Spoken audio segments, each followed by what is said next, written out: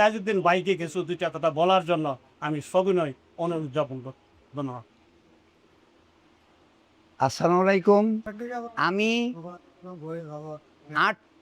28 বছর এই সংগঠনের সভাপতি ছিলাম। 28 বছর এই সংগঠনের সভাপতি ছিলাম। সারা ছিল মিজানু স্যার, আর আইনুল মিয়া ছিল সেক্রেটারি, আমি ছিলাম সভাপতি। আমাদের এই অত্র এলাকায় যদি কোনো বেচার কোনো কবিরাজ কোনো বিপদে পড়ছে, আমি টাকা সাহায্য করিয়া আইনুল মিয়াকে পাঠাইছি তাকে হেল্প করার জন্য। এটা আপনি অনেক লোকে জানেন। আপনার ঢাকা সম্মিলনে যাবেন, টাকা নাই, আমি আংটি বিক্রি কইরা আপনি করে সম্মিলনে পাঠাইছি। আজকে আমার এক ভাই যদি বিপদে পড়ে, আমি এখানে থাকতে পারবো না, আমার যাইতে হবে, কেন তার আমার জাত ভাই, আমরা একই ব্যবসা করি। তা আমরা যদি কারো কষ্টে দুঃখে যদি কাছে না যাইতে পারি, তাহলে আমাদের এই সংগঠনের কোনো দাম নাই। সংগঠন মানে কি? একাত্র থাকা। তাহলে আমাদের বিভিন্ন জায়গাতে অনেক অত্যাচার করা হয়, অনেক বাধা হয়। হ্যাঁ, এই বাধা পার করার জন্য আমাদের একজন লোকের দরকার, যে লোক কথা বলতে পারবে। আইনুল মিয়া মারা গেছে, আল্লাহ তাকে বেহেশত নসিব করুক, সে কথা বেশি বলতো।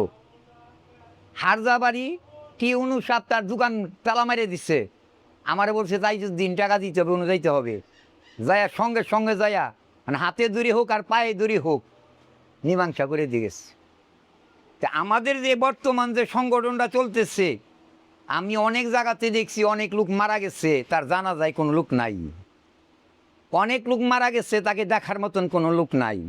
দাদা, এটা সংগঠন কয় না, এটা সংগঠন কয় না। সংগঠন শক্তিশালী হইতে হবে। আমি সংগঠনতে কিছু নাই।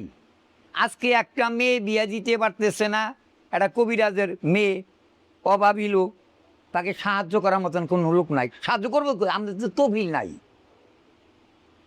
আমাদের কিছু নাই। একটা লোক অসুস্থ, রোগে মরতেছে, তাকে সাহায্য করার কোনো লোক নাই। তাহলে কী করতে হবে? আমরা কাঁধে কাঁধ রাইকে আমরা একাত্রভাবে চলতে হবে। একজনের বিপদে আর একজন দাঁড়াইতে হবে।